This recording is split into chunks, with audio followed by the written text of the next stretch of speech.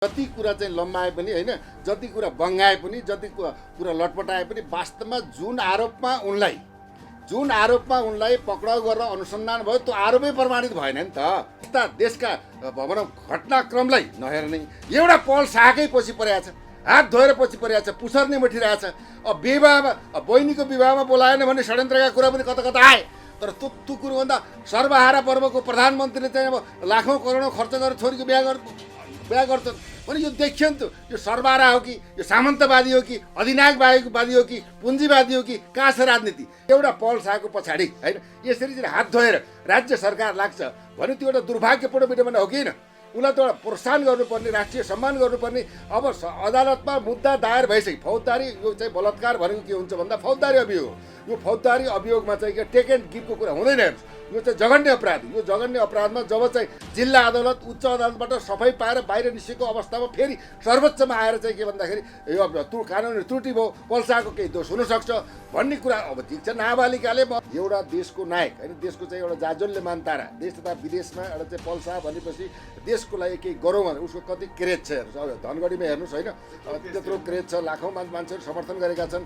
यो देश हाँक्ने एउटा कलाकार भएर चाहिँ भोलि देश हाँक्ने एउटा नेतृत्व बन्न सक्ने क्षमता भएको ऊर्जावान व्यक्ति र नायकलाई चाहिँ के भन्दा यस्तो प्रकारको चाहिँ के भन्दा पटक पटक प्रताडना दिने खालका चाहिँ एउटा वातावरण सृजना भएको छ। यसले चाहिँ के भन्दा जनतामा चाहिँ यो चाहिँ न्यायिक प्रशासनको व्यवस्थालाई एउटा चुनौती पनि ठहरिएको छ।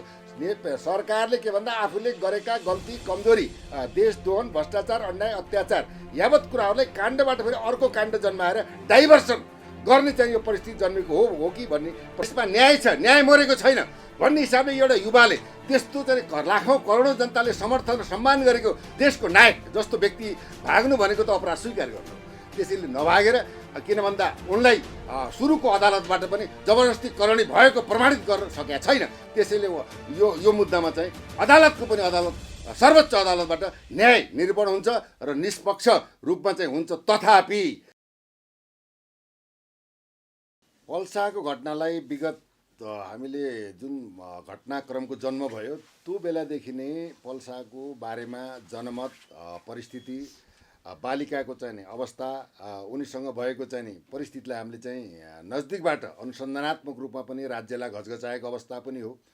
र अहिले आएर चाहिँ के भन्दा नवलपुर र चाहिँ तपाईँको चाहिँ अब तनहुमा चाहिँ मुद्दा चल्यो। मुद्दा चले पश्चात चाहिँ उच्च अदालत पोखराबाट चाहिँ उनले सफाई पाएको अवस्था पनि हो, जेल पनि गए पूर्वपक्षको लागि। र चाहिँ के भन्दाखेरि त्यहाँ उच्च अदालतबाट अहिले आएर चाहिँ के भयो भन्दाखेरि तपाईँको चाहिँ सर्वोच्चमा चाहिँ अब यो विवादास्पद भयो, प्रमाण पुगेन, पल्सा दोषी हुन सक्छन् भन्ने खालको चाहिँ अब उच्च अदालतको न्यायाधीशले चाहिँ के भन्दा पुनरावेदन गरेको अवस्था हो। यो पुनरावेदनमा सर्वोच्च अदालतको द्वय सम्मानित न्यायाधीशबाट यसलाई चाहिँ के भन्दाखेरि कार्यान्वयन गर्नु भन्ने खालको आदेश आएको अवस्थाले एकातर्फ नेपाली जनताहरूको चाहिँ के भन्दाखेरि न्यायालयप्रतिको चाहिँ के भन्दा फसेलाको चाहिँ आदेश र पल्सामाथि चाहिँ हुन गएको यो चाहिँ के भन्दा परिस्थिति र चौतर्फी होइन आक्रमणको कतै शिकार बन्न त पुग्दैनन् भन्ने कुरामा उनका शुभेच्छक र नायकप्रति चाहिँ के भन्दा नेपाली देश तथा विदेशमा रहेका व्यक्तित्वहरूले चाहिँ चिन्ता र चाहिँ चिन्तित भएको अवस्था पक्कै पनि हो। हेर्नुहोस् भनेपछि हजुरले चाहिँ अब एउटा पूर्व डिएससी भएको नाताले चाहिँ सर्वोच्चले चाहिँ के होला, सफाई देला कि नदेला? एउटा नीति, नियम, सिस्टम एन्ड परिभाषालाई हामीले हेर्दा 2074 को चाहिँ आचार संहिता जुन अन्तर्गत आचार संहिताको दफा 219 अन्तर्गत यी सब कुराहरूलाई चाहिँ त्यहाँ व्याख्या विश्लेषण गरेका कुराहरू छन्। र चाहिँ के भन्दा नाबालिकाले चाहिँ अब बयान फेरेका कुराहरू पनि छन्, जाहेरीकर्ताहरूले पनि बयान फेरेको कुराहरू छ। त्यसले गर्दाखेरि के त भन्दाखेरि अहिले सर्वोच्च अदालतबाट नजिर पनि छ। नजिर के छ भन्दाखेरि यदि चाहिँ जबरजस्ती करणी भएको चाहिँ पीडितलाई होइन कुनै लोभ प्रलोभनमा पारेर अभिव्यक्ति दिन लगाएर चाहिँ त्यस्तो गरियो भने त्यसलाई प्रमाणको रूपमा लिन हुँदैन। जस्तै आछामा पनि तपाईँको के भन्दाखेरि नाबालिकाले मलाई जबरजस्ती चाहिँ एउटा करणी भयो भनेर झुटा आरोप लगाएको 6 वर्ष कैद भएकै अवस्था थियो विद्यमान होइन। त्यसले गर्दा यो के हुन्छ, पुनरावेदन जाने हो, कानुनी प्रक्रिया हो। हेर्नुहोस् होइन, अब उच्च अदालतको चाहिँ वकिलबाट चाहिँ के भन्दाखेरि भनौँ कानुनी उपचारको लागि चाहिँ के भन्दा फेरि चाहिँ सर्वोच्चमा आएको चाहिँ यो अवस्था पनि हो। देशको अदालतको पनि अदालत सर्वोच्च अदालतबाट चाहिँ के भन्दाखेरि अब चाहिँ उहाँलाई चाहिँ अब भनौँ एउटा सफाई दिने परिस्थिति बन्न सक्छ। किन भन्दाखेरि यदि चाहिँ उनी दोषी थिए भने दोषी थिए भने जाहेरवालाले जाहेरी फेर्नु, पीडितले चाहिँ के भएर सम्मानित अदालतको कठघरामा उभिएर होइन महिला चाहिँ यस्तो भएको होइन, दाइ समानको मान्छे हो, मैले माया गर्थेँ भनेर यो खालको कुराहरू जन्मिनु र उनलाई के भन्दा जबरजस्ती करोडीको आरोपमा नभएर यौनजन्य हिसाबमा चाहिँ 10,25,000 जरिमाना गरेर उन्मुक्ति पाएको अवस्था हेर्नुहोस्। त्यो विगतको अवस्थालाई यदि जिल्ला अदालतको चाहिँ नजिरलाई नमान्ने, उच्चको अदालत नजिर नमान्ने हो भने त के भन्दा कानुन चाहिँ कहाँ छ भन्नेको प्रश्न जन्मिन्छ हेर्नुहोस्। एउटा देशको नायक होइन, देशको चाहिँ एउटा जाजोल्य मान्तारा, देश तथा विदेशमा एउटा चाहिँ पल्सा भनेपछि देशको लागि केही गरौँ भने उसको कति क्रेज छ हेर्नुहोस्। अब धनगढीमा हेर्नुहोस् होइन, त्यत्रो क्रेज छ, लाखौँ मान्छेहरू समर्थन गरेका छन्। यो देश हाँक्ने एउटा कलाकार भएर चाहिँ भोलि देश हाँक्ने एउटा नेतृत्व बन्न सक्ने क्षमता भएको ऊर्जावान व्यक्ति र नायकलाई चाहिँ के भन्दा यस्तो प्रकारको चाहिँ के भन्दा पटक पटक प्रताडना दिने खालका चाहिँ एउटा वातावरण सृजना भएको छ। यसले चाहिँ के भन्दा जनतामा चाहिँ यो चाहिँ न्यायिक प्रशासनको व्यवस्थालाई एउटा चुनौती पनि ठहरेको छ। सरकारले के भन्दा आफूले गरेका गल्ती, कमजोरी, देशद्रोहन, भ्रष्टाचार, अन्याय, अत्याचार यावत कुराहरूलाई काण्डबाट फेरि अर्को काण्ड जन्माएर डाइभर्सन गर्ने चाहिँ यो परिस्थिति जन्मेको हो कि भन्ने प्रश्न चाहिँ यहाँ खडा भएको छ। अनि षड्यन्त्र के भएन तपाईँको? षड्यन्त्र तपाईँले हेर्नु न, ललिता निवासको षड्यन्त्र भयो, त्यो सुनकाण्ड आयो। सुनकाण्डबाट अर्को काण्ड जन्मिन्छ त, काण्डै काण्ड छ, डाइभर्सन गर्ने काण्ड हेर्नुहोस्। तपाईँको न्याय निरूपण भएको छैन। अब सुनकाण्डको त्यो उच्च नेतृत्वहरूलाई फर्काउन सकेन। दुईवटा प्रधानमन्त्रीलाई चाहिँ राज्यले पूर्व प्रधानमन्त्रीलाई ललिता निवासमा कारवाही गर्न सकेन। हेर्नुहोस्, यहाँ लाउडा काण्ड भयो, धमिजा काण्ड भयो, तपाईँको ओम्नी काण्ड भयो, तपाईँको चाहिँ गिरिबन्धु टी स्टेट काण्ड भयो, अब चाहिँ यो तपाईँको चाहिँ यो यति काण्ड भयो। यो त दर्जनौँ काण्डमा चाहिँ अरबौँ चाहिँ भ्रष्टाचार गरेर देश राज्य र चाहिँ दुनियाँलाई चाहिँ एउटा अचम्बित पारेको, भ्रमित पारेको चाहिँ नेतृत्वले देशलाई नै बेचिसके, देश रहला कि नरहला भन्ने अवस्था आइसक्यो भने एउटा पल शाहको पछाडि होइन यसरी चाहिँ हात धोएर राज्य सरकार लाग्छ भने त्यो एउटा दुर्भाग्यपूर्ण विडम्बना हो कि होइन? उसलाई त एउटा प्रोत्साहन गर्नुपर्ने, राष्ट्रिय सम्मान गर्नुपर्ने। अब अदालतमा मुद्दा दायर भइसक्यो, फौजदारी यो चाहिँ बलात्कार भनेको के हुन्छ भन्दा फौजदारी अभियोग हो। यो फौजदारी अभियोगमा चाहिँ के टेक एन्ड गिभको कुरा हुँदैन हेर्नुहोस्। यो चाहिँ जघन्य अपराध। यो जघन्य अपराधमा जब चाहिँ जिल्ला अदालत, उच्च अदालतबाट सफाई पाएर बाहिर निस्केको अवस्थामा फेरि सर्वोच्चमा आएर चाहिँ के भन्दाखेरि यो कानुनी त्रुटि भयो, पल्साको केही दोष हुनसक्छ भन्ने कुरा। अब ठिक छ, नाबालिकाले मलाई मेरो चाहिँ दाइ मानेको थिएँ, मैले माया गर्थेँ, मैले भनेको जे भने पनि के त भन्दाखेरि प्रलोभनमा आएर भनेको भए तापनि पीडितले नै के भन्दा उन्मुक्ति दिएको अवस्था पनि छ। त्यो कुरालाई सर्वोच्च अदालतले प्रमाणको रूपमा मान्दैन। यहाँ त प्रमाण ऐनको 2031 को चाहिँ दफा चाहिँ तपाईँको 3 र 4 मा पनि विभिन्न खालको वर्णन गरिएको अवस्था छ। तथापि भन्न खोजेको के भन्दा एउटा व्यक्तिले कतिसम्म न्याय जिल्ला अदालतमा उसेलिरहेको छ, उच्चमा उसेलिरहेको छ, सर्वोच्चमा उसेलिरहेको छ भने उसको मान, मर्यादा, सम्मान, इज्जत, प्रतिष्ठा समेतलाई चाहिँ के त मध्यनजर राखेर बलात्कारको मुद्दामा चाहिँ अभियोग दायर गरेर प्रहरी प्रतिनिधिबाट सम्मानित न्यायालयबाट चाहिँ न्याय निरूपण भए पश्चात फेरि चाहिँ यो खालको परिस्थिति जन्मनु भने त आफैमा शङ्कास्पद हो। षड्यन्त्र देखियो नि तपाईँको। आज चाहिँ सन्दीप लामिछानेको 20 लाखमा पनि त्यो यदि चाहिँ मैले तपाईँलाई के भन्छु भने प्रमाण यो चाहिँ के भन्दा फौजदारी अभियोगको अब यो चाहिँ आचार संहिता अन्तर्गत त्यसलाई चाहिँ के भन्दा फौजदारी केस अन्तर्गत लिन्छ। दिवानी केस, फौजदारी केस, बाल अदालत, वैदेशिक रोजगार विभिन्न खालका यो भनौँ अदालतहरू खोलिएको छ।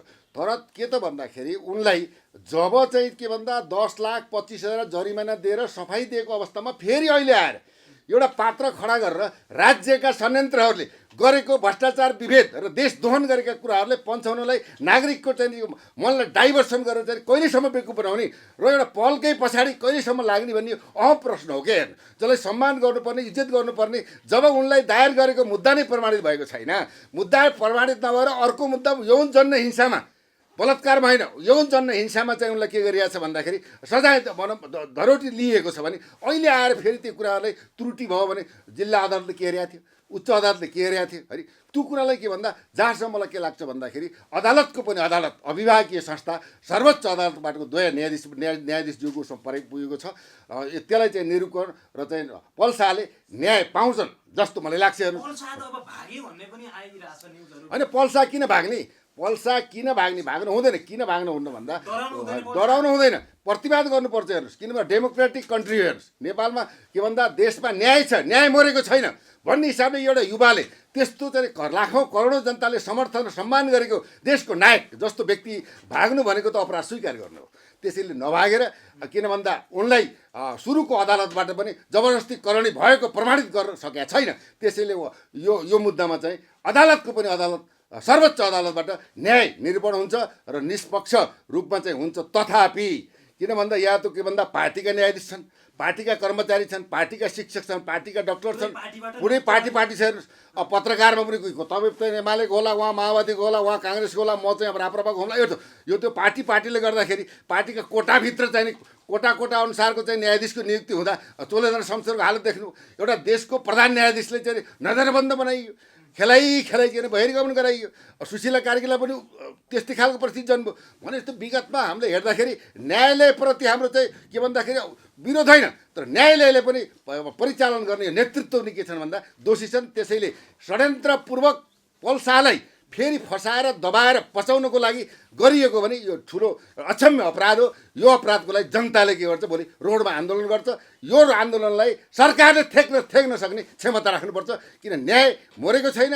अभिभावकीय संस्थाले चाहिँ पल शाहको हकमा न्याय निरूपण हुनेछ भन्ने सारा जनताहरू आशावादी भएर वेट एन्ड सीमा बसेको अवस्था अवश्य पनि हो। हेर्नुहोस्, जस्तो अब पल शाहको कुराकानी जोडिराख्दा पल शाहको यो जुन न्युज आएको थियो नि, त्यही दिनमा चाहिँ एउटा मौसममा पल शाह गएको थिए, त्यसमा चाहिँ ब्रासलेट पनि हरायो अरे क्या। अब कसरी यो पल शाहको त्यही दिनमा त्यस्तो न्युज आउनु, यो हराउनुलाई कसरी लिनु भएको छ यहाँले? अब कैलालीकोमा चाहिँ के भन्दाखेरि एउटा सेलिब्रिटी हुन्, एउटा देशको नायक पनि हो होइन, अब नायकको रूपमा चर्चित एउटा अभियन्ता पनि हुन् होइन, एउटा चाहिँ हिरो पनि हुन् र देशको भविष्यको नेतृत्व पनि हुन् होइन। यो अब चाहिँ नि फिल्म जगतमा आएका राजेश हमाल भए होइन, अब त्यसैको जय किसनजी हुनुभयो होइन। उहाँहरू चाहिँ देशको एउटा प्रतिभा हो, उहाँहरूको सम्मान चाहिँ गर्नुपर्छ राष्ट्रले। तथापि चाहिँ त्यो क्रेजमा जसले पनि सेल्फी खेल्न जान्छ, एउटा आफ्नो चाहिँ मन परेको हिरोलाई चाहिँ जसले पनि माया गर्छ। माया गर्दाखेरि त्यत्रो चाहिँ हजारौँ त्यहाँ भिड थियो, भिडमा चाहिँ त खस्न सक्छ, बल्ल लाग्छ 3 तोलाको ब्रासलेट चाहिँ हराएको भन्ने कुरा पनि मैले सुनेको थिएँ होइन। त्यो हुनाले के त्यस्तो एउटा क्रेज भएको देशले यसले देशको लागि केही गर्छ। विश्वमा चाहिँ चलचित्र जगतबाट सन्देश, चेतनामूलक सन्देश र राष्ट्र परिवर्तन गर्ने मुद्दामा अगाडि बढ्ने एउटा चाहिँ युवालाई यस प्रकारको तपाईँको के भन्दाखेरि पटक पटक प्रताडित गर्नु, पटक पटक मानहानि गर्नु, पटक पटक चरित्र हत्या गर्नु, यो त देश र दुनियाँको लागि दुर्भाग्यपूर्ण विडम्बनाको रूपमा हामीले मात्र नभएर देश तथा विदेशमा रहेका सम्पूर्ण नेपालीहरूले र अन्य उनलाई चिन्ने व्यक्तित्वहरूले चाहिँ एउटा चाहिँ के भन्दा एउटा क्वेसन मार्क राखेर चाहिँ वाच एन्ड सीमा हेरिरहेको अवस्था पनि हो। हेर्नुहोस्, हजुर, जस्तो अब बलात्कार मुद्दामा एकजना मान्छे मारेको उसमा कोइरी पनि पक्राउ पर्नु भएको थियो, के अरे उहाँको मुद्दा चाहिँ चलिरहेको थियो, तर सर्वोच्चले फैसला दियो एकै दिन।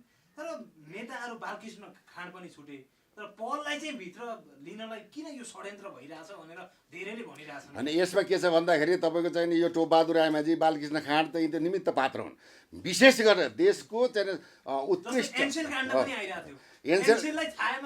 छायामा पारे त एनसेलको चाहिँ के भन्दा 135 अर्ब डलरको कुरा थियो। हेर्नुहोस्, उनीहरू 66 अरबको चाहिँ के भन्दा 66 अरबमा बेचेर खाएर 6 अरबमा बेच्ने नाटक गरे। हेर्नुहोस्, यसमा कुनै पनि देशको प्रधानमन्त्री, पूर्व प्रधानमन्त्री, संसद, बिचौलिया, व्यापारी कोही पनि अछुतो छैन। हेर्नुहोस्, देशको यो चाहिँ सबभन्दा नेपालको यति कमजोर शासन प्रणाली नेपालको इतिहासमा आजसम्म भएको थिएन।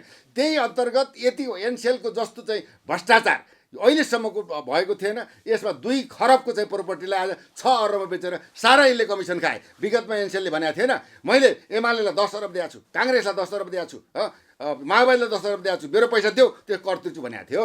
भनेपछि यस्तो चाहिँ देशलाई दोहन गरेर यिनीहरूले आफ्नै राज्य चलाएर मेरै बाउको वीरता हो, मेरै श्रीमतीले ल्याएको दाइजो हो, मेरो पुर्खाले रचेको चाहिँ यो के भन्न पैतृक सम्पत्तिको रूपमा तपाईँ हाम्रो देशलाई यसले बेचिरहेका छन्, देश लुटिरहेका छन्, यिनको पेवा देश तपाईँ हाम्रो देश हो। त्यसैले बालकृष्ण खाँड, टोपबहादुर रायमाझी यी निमित्त पात्र हुन्। हाई कमान्डका नेता, शीर्ष नेताहरू जोगिएको अवस्था छ। हेर्नुहोस्, त्यसले गर्दा लक्ष्मी कोइरीको पनि के भन्दा योजनाकार एउटा असैलाई घाइते भएको अवस्थामा एम्बुलेन्समा गए लाँदाखेरि थुतेर मार्ने योजनाकार लक्ष्मी कोइरीले चाहिँ अस्ति बकाइदा इज्जत दिए योजनाकार थिए। गोरकाण्डमा चाहिँ उपेन्द्र यादव योजनाकार थिए। 26 जना मान्छे मरेका छन्। कत्रा आउनुहोस्, निर्मला पन्तको अहिलेसम्म हत्यारा पत्ता लाग्न सकेका छैन। सामूहिक भनौँ बलात्कारपछि हत्या भएको भनेपछि यस्ता देशका भनौँ घटनाक्रमलाई नहेर्ने एउटा पल शाहकै पछि परेको छ, हात धोएर पछि परेको छ, पुछर्ने मठिरहेछ।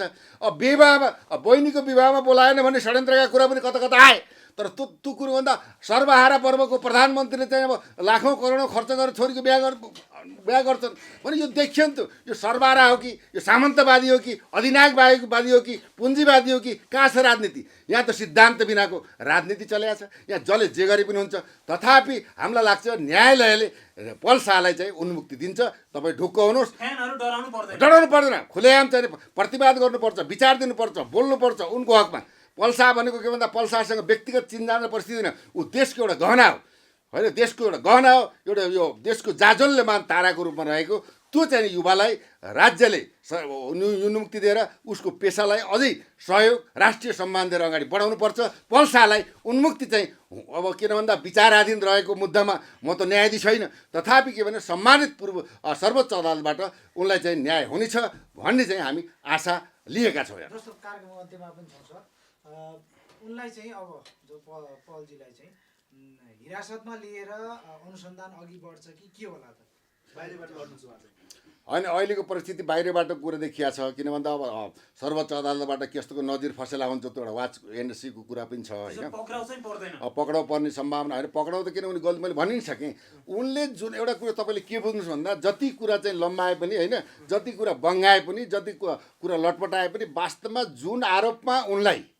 जुन आरोपमा उनलाई पक्राउ गरेर अनुसन्धान भयो त्यो आरोपै प्रमाणित भएन नि त जब आरोपै प्रमाणित नभइसकेपछि सर्वोच्च अदालतमा अब चाहिँ त्यहाँको एउटा चाहिँ के भन्दा वान स्टेप माथि जाने सरकारी वकिलको एउटा कार्य प्रणाली कानुन त गएको अवस्था हो हेर्नुहोस् यसमा रिसिभी भन्न पनि मिल्दैन किन त्यहाँको चाहिँ चित्त नबुझेमा अदालतको विरुद्धमा त्यहाँको वकिल सरकारी वकिल चाहिँ अगाडि एक स्टेप जस्तै जिल्लाको निर्णय असन्तुष्टि भयो भने उच्चमा जान्छ उच्चको भयो भने सर्वोच्च आउने विधि प्रणाली अन्तर्गत त्यसपछि तत्काल पल शाह पक्राउ पर्दैन पक्राउ पर्ने अवस्था पनि छैन फाइल चाहिँ खुल्छ फाइल चाहिँ खुल्छ फाइलबाट एउटा निरूपण हुन्छ किन अब चाहिँ तपाईँको चाहिँ मातहत रहेका अदालतले गरेको प्रमाणलाई सर्वोच्च अदालतले पुनः बुझ्दैन हेर्नुहोस् त्यो कुरो बुझ्नुहोस् त्यसलाई नै के भन्दा टेकेर अगाडि बढ्ने कुरा हो त्यसैले पलले चाहिँ अब उन्मुक्ति पाउँछन् हामीले आशा गरौँ राज्यले पनि के भन्दा यस्ता काण्डमाथि ताण्डव मचाएर युवाहरूको भविष्य बिगार्ने काममा सतर्क सजग र अभिभावकीय भूमिका निर्वाह गरोस् भन्ने तपाईँको टेलिभिजनद्वारा देशको सरकार र देशको प्रधानमन्त्री पुष्पकमल दाहालज्यूलाई म चाहिँ जानकारी ध्यानाकर्षण अपिल पनि गर्न चाहन्छु हस् धन्यवाद तपाईँलाई महत्त्वपूर्ण समयको लागि धन्यवाद जय जननी जय मातृभूमि